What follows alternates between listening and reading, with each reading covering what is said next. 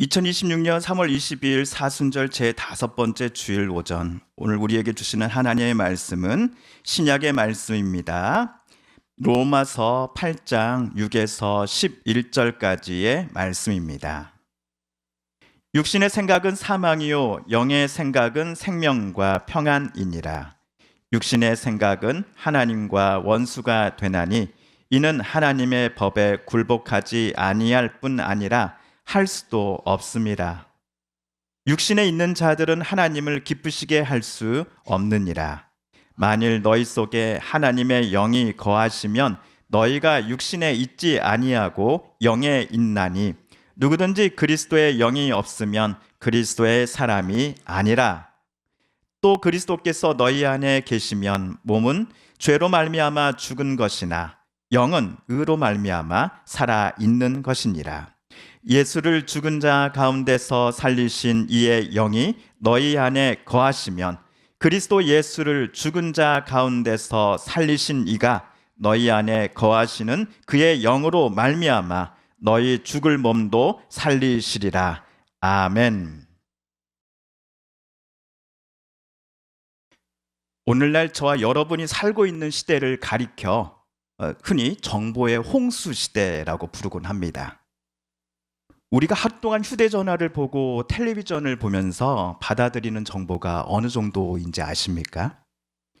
우리가 하루 동안 보고 또한 들었던 정보들을 모두 합산하여 종이 신문으로 찍어낸다면 매일 아침 우리 집 마당에 신문 뭉치가 어른 키만큼 쌓이는 것과 같다라고 합니다. 하루 동안에만 두툼한 책을 20권 넘게 읽는 것과 맞먹습니다. 이러다 보니 오늘날의 시대를 정보의 홍수 시대라고 부르는 것이 지나친 말은 아닌 것 같습니다. 그런데 하루에만 우리가 접하는 이 수십만의 정보들 중에서 우리가 기억하고 마음에 남기는 것은 평균적으로 몇 가지나 될까요? 실험 결과 하루에 쏟아지는 수만 가지 정보 중 우리가 하루가 지난 후에 기억하는 정보는 전체의 5%가 채 되지 않는다고 합니다. 우리가 기차를 탔을 때 자리에 앉아서 창밖 풍경을 보면은 그것들이 우리를 기다려 주던가요? 아니죠. 우리에게서 빠르게 지나가 버립니다. 마찬가지로 우리에게 하루 동안 찾아오는 정보들의 대부분도 우리에게 찾아왔다가 빠르게 사라져 버립니다. 자, 그렇다면 우리의 기억 속에 남아있는 것들은 도대체 어떤 것들일까요? 우리가 중요하다고 생각하는 것은 이상하게도 내 눈에 잘 보이고 그것들이 다른 정보들에 비해서는 상대적으로 내 기억 속에 오래 남아있을 경우가 많습니다. 평소에는 길거리에 빨간 자동차가 몇 대나 지나가는지 아무도 관심이 없습니다. 그런데 여러분이 큰맘 먹고 자, 앞으로는 반드시 빨간 차를 사야겠어 라고 결심하는 순간 여러분에게 신기한 일이 일어납니다. 갑자기 도로에 빨간 차가 보이기 시작하는 겁니다. 흰 차, 검정차가 도로에는 대부분이죠. 그런데도 어떤 이의 눈에 빨간 차만 보이는 이유는 그 사람이 빨간 차를 사기로 마음 먹었기 때문입니다. 제가 20여 년 전 신학교를 가겠다고 마음 먹고 아버지께 말씀드렸을 때 저희 아버지가 제게 이 말씀 하셨던 게 기억이 납니다. 아들이 신학교 간다고 하니 아빠가 과거에는 전혀 관심도 없었던 개척교회 목사님들, 시골 농촌교회 목사님들의 삶이 이제는 궁금해지더라. 사람의 뇌가 아무리 대단하다고 하더라도 1초 동안 폭포수처럼 자기에게 쏟아지는 이 방대한 정보를 다 처리하거나 기억하고 담아낼 수 없습니다. 대신 자신의 신념, 기대, 욕구에 부합하는 것들만 골라내어 그 정보들을 받아들이곤 하지요. 이를 심리학에서는 선택적 지각 현상이라고 설명을 합니다. 쉽게 말해 자기가 보고 싶은 것만 그에게 보인다라는 원리입니다. 무학대사의 말 중에 우리에게 너무나 유명한 말이 하나 있지요. 돼지 눈에는 돼지만 보이고 뭐 눈에는 뭐만 보인다? 주일 아침이라 말씀 안 하시는 거죠? 부처님 눈에는 부처만 보인다. 무학대사의 말의 배경에는 자기가 보고 싶은 것만 그에게 보인다라고 하는 선택적 지각 현상 원리가 깔려 있습니다.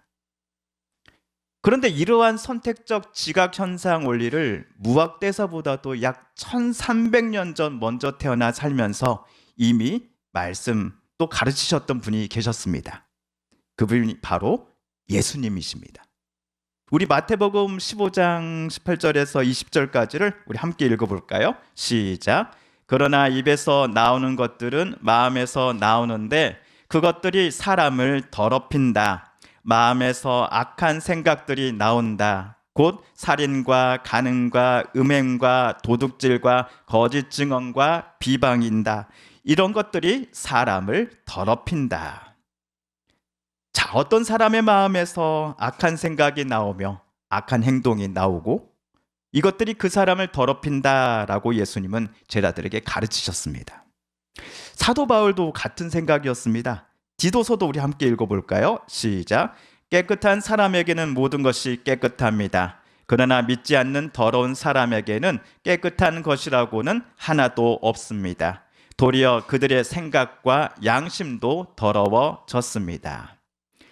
자, 여기까지 보시면 예수님과 사도 바울 그리고 무학대사의 말이 거의 똑같다라고 느끼시는 분 계실 겁니다.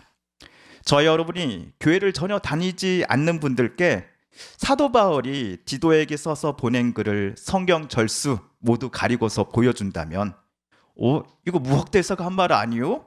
라고 우리에게 말할 수도 있지 않겠습니까?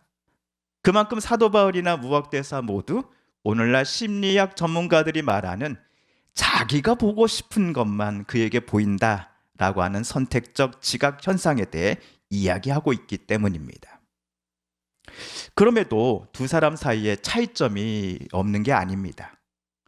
무학대사는 내가 어떻게 노력하느냐에 따라 내가 어떤 마음을 가지려고 애쓰느냐에 따라서 돼지에서 부처가 될 수 있다라고 주장합니다. 반면 사도 바울은 자기 자신의 노력과 의지로서는 사람은 절대로 선한 마음을 가질 수 없다라고 주장을 합니다. 심지어 율법이 말하는 바 의로운 일들을 아무리 많이 했어도 또한 율법에 따라 선한 공로를 지금까지 많이 쌓아왔어도 이것들 때문에 그 사람이 절대로 의인이 될 수 없다라고 바울은 가르칩니다.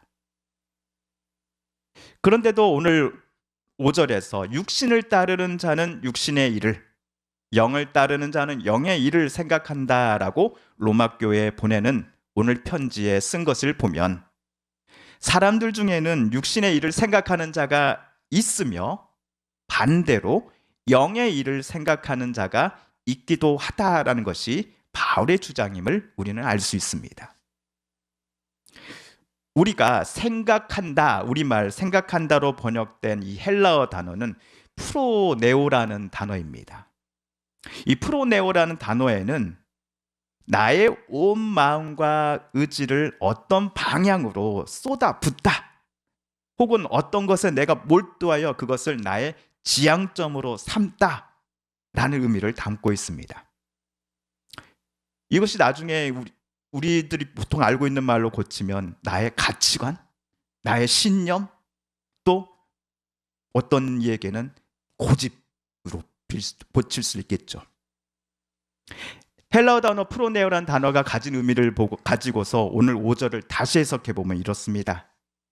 자신의 온 마음과 의지를 육신의 일을 쫓는 방향으로 쏟아붓는 사람이 있는가 하면 반대로 영의 일을 쫓는 방향으로 본인의 온 마음과 의지를 쏟아 부으면서 삶의 지향점을 삼고자 하는 사람도 있다라고 말입니다.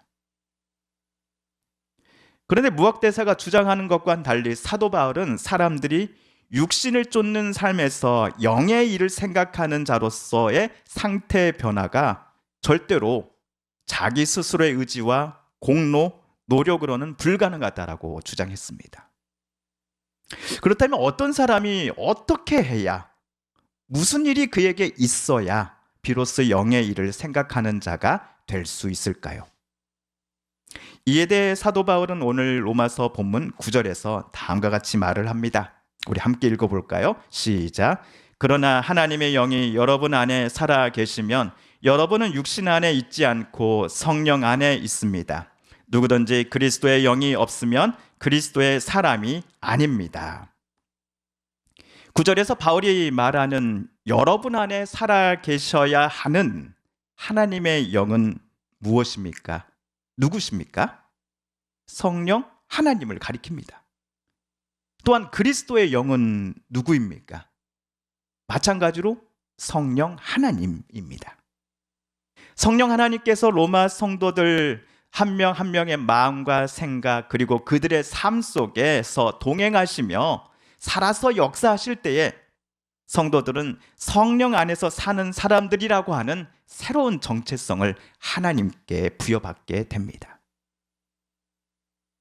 제가 어제 홍성군 농업기술센터에 답사를 갔습니다. 전 시간에 들어갔더니 천정에 낙과 주의라는 안내 표지판이 걸려 있더라고요. 사과는 중력 때문에 아래로 떨어지기 때문입니다. 가만히 놓아두었는데 만일 사과가 아래가 아닌 위로 올라가 버린다면 굳이 낙과 주의라는 표지판을 만들어 붙여놓을 필요가 없었을 겁니다.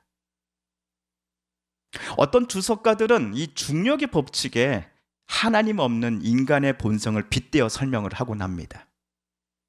인간의 본성은 아무런 조치 없이 그대로 내어둔다면 죄와 절망, 즉 사망이라고 하는 방향으로 끌려 내려갈 수밖에 없습니다. 그런데 비행기는 공항 활주로에서 이륙하여 높은 하늘과 구름 위를 오랜 시간 동안 날다가 다시 땅에 내려옵니다. 땅의 중심으로 물체를 강하게 끌어내리는 중력이 비행기에만 작용하지 않았기 때문 아닙니다. 비행기가 하늘 위를 날 수 있도록 하는 이 양력이라 하죠. 그 양력이 중력보다 세계에 있어서 더 강했기 때문입니다. 그렇다면 바울이 로마에 보낸 오늘 편지에서 말하는 바 인간의 본성이 사람들로 하여금 사망으로 향하게 만드는 이 중력을 거스르며 더 나아가 사람들로 하여금 생명의 길로 평화의 길로 나아가게 만드는 그 양력은 무엇이란 말입니까? 바울은 말합니다. 바로 성령 하나님이시다라고 말입니다. 그런데 왜 바울은 성령 하나님이라고 바로 쓰지 않고 성령님을 하나님의 영 그리고 그리스도의 영으로 로마 교회 성도들에게 소개했을까요? 잘 들어보시면 여기서 우리는 그 어려운 삼위일체라고 하는 놀라운 신비를 조금이나마 깨닫게 될 겁니다. 성령 하나님은 우리로 하여금 성부 하나님과 성자 하나님을 늘 바라보고 묵상하도록 도와주시기 때문입니다. 로마 교회 성도들뿐만 아니라 2026년 이곳 서부면에서 신앙생활을 하는 저와 여러분이 그리스도 예수의 것이다 라고 하는 그 인장을 우리 마음판에 새겨주시는 이가 바로 성령 하나님이시기 때문입니다. 하나님의 영이신 성령 하나님께서 로마 교회 성도들 그리고 2026년 저와 여러분 한 명 한 분 안에 오셔서 그리스도의 영으로 일하실 때에 우리에게는 무슨 일이 일어날까요? 성령 하나님이 계시지 않았던 사람들에게는 세상은 그야말로 절망과 죽음의 그림자 그 자체였습니다. 그러나 성령에 속한 사람들, 즉 성령 하나님께서 마음을 강하게 주장하는 이들은 하나님으로부터 오는 생명과 평화를 생각하며 살게 됩니다. 이를 두고 바울은 오늘 6절, 11절에서 이와 같이 썼는데요. 함께 읽어보겠습니다. 시작. 육신에 속한 생각은 죽음입니다. 그러나 성령에 속한 생각은 생명과 평화입니다.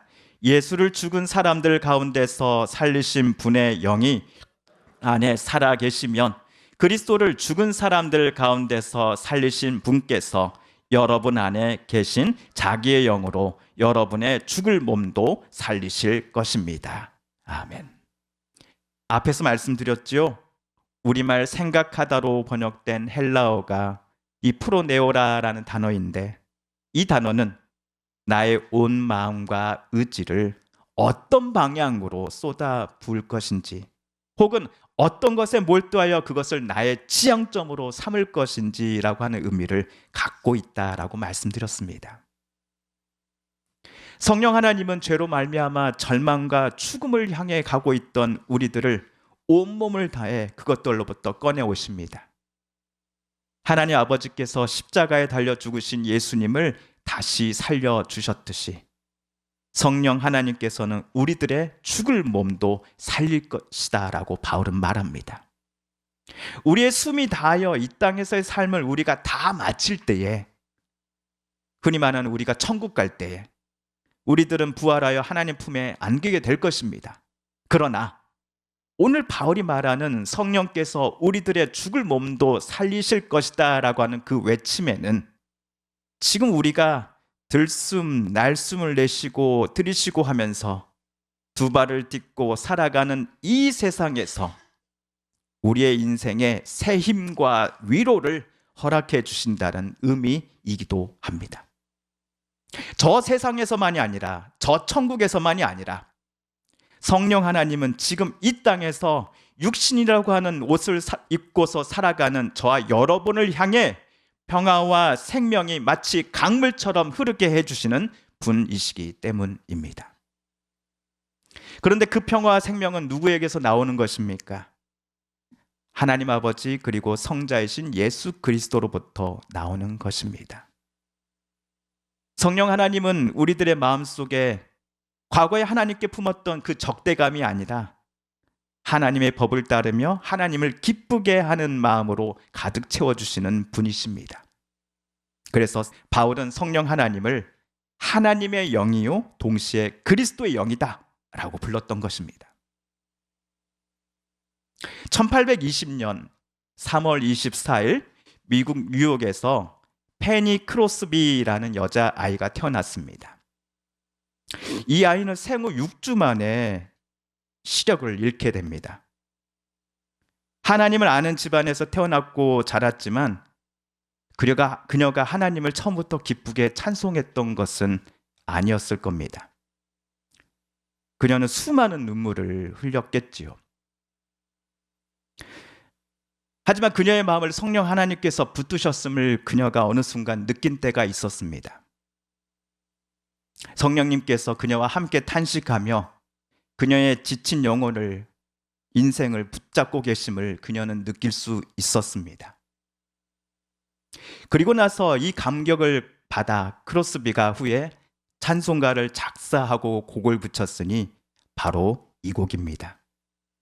예수를 나의 구주 삼고 성령과 피로써 거듭나니 이 세상에서 내 영혼이 하늘의 영광 누리도다.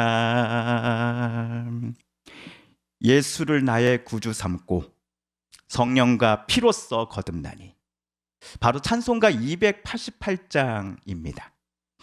2절과 3절은 우리 함께 가사를 읽어볼까요? 시작. 온전히 주께 맡긴 내 영 사랑의 음성을 듣는 중에 천사들 왕래하는 것과 하늘의 영광 보리로다. 주 안의 기쁨 누림으로 마음의 풍랑이 잔잔하니 세상과 나는 간 곳 없고 구속한 주만 보이도다. 크로스비는 구주이신 예수님의 음성을 똑똑히 들었습니다. 너를 사랑한다라고 하는 주님의 그 사랑의 음성 말입니다.